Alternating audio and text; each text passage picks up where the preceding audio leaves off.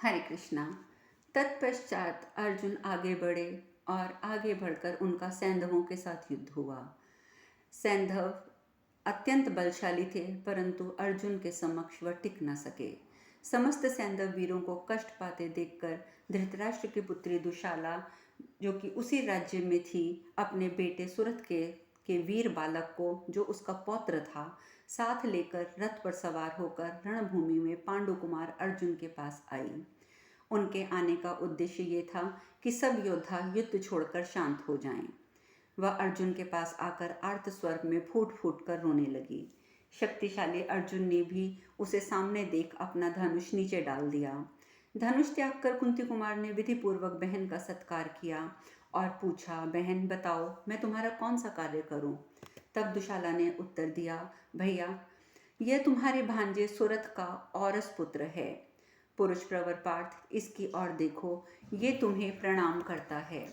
राजन, दुशाला के ऐसे कहने पर अर्जुन ने उस बालक के पिता के विषय में जानने की जिज्ञासा प्रकट की और कहा, सुरथ कहाँ है? तब दुशाला बोली, भैया, इस बालक का वीर पिता सुरथ पितृ शोक से संतप्त और विषाद से पीड़ित होकर जिस प्रकार मृत्यु को प्राप्त हुआ है, मैं तुम्हें बताती हूँ। मेरे पुत्र सुरथ ने पहले से सुन रखा था कि अर्जुन के हाथ से ही मेरे पिता की मृत्यु हुई है।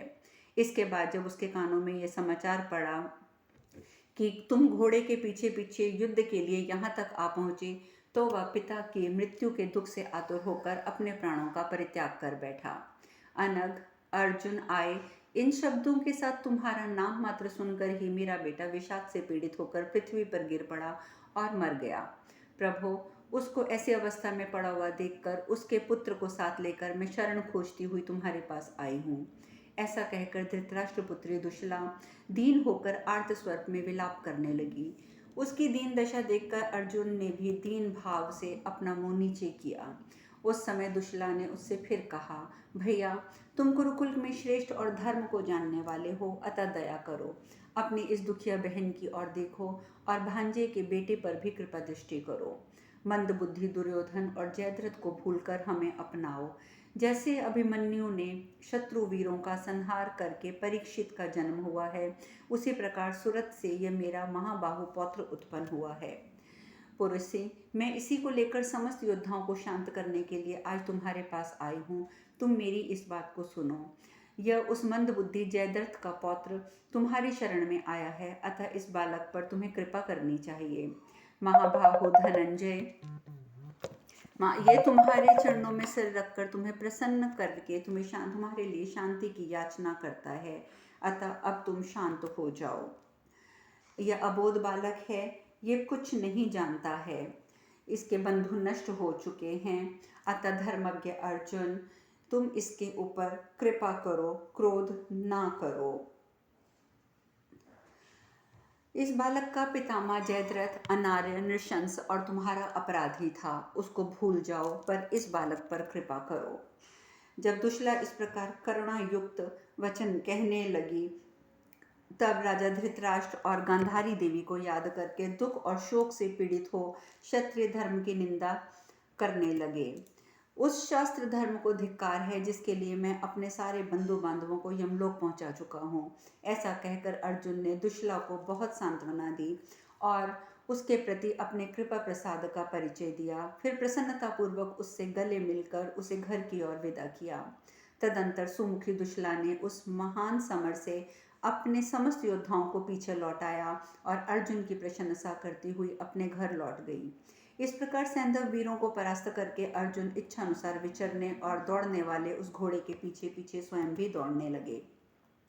जैसे पिनाकधारी महादेव जी आकाश में मृग के पीछे दौड़ रहे थे, उसी प्रकार वीर अर्जुन उस यज्ञ संबंधी घोड़े का विधि पूर्वक अनुसरण कर रहे थे। पुरुष प्रवर जन्मेजय इस प्रकार क्रमशः विचरण करता हुआ वह अश्व अर्जुन सहित मणिपुर नरेश के राज्य में जा पहुंचा। इस प्रकार अनुगीता में सैंधवों के पराजय विषयक 78वां अध्याय पूर्ण हुआ। वैशंपायन जी कहते हैं, जन्मेजय मणिपुर नरेश भृगुवाहन ने जब सुना कि मेरे पिता आए हैं, तब वह ब्राह्मणों को आगे करके बहुत सा धन हाथ में लेकर विनय के साथ उनके दर्शन के लिए नगर से बाहर निकला। मणिपुर नरेश को इस प्रकार आया देख परम बुद्धिमान धनंजय क्षत्रिय धर्म का आश्रय लेकर उसका आदर नहीं कर सके। उस समय धर्मात्मा अर्जुन कुछ कुपित हुए और बोले, बेटा ये तेरा ढंग ठीक नहीं है।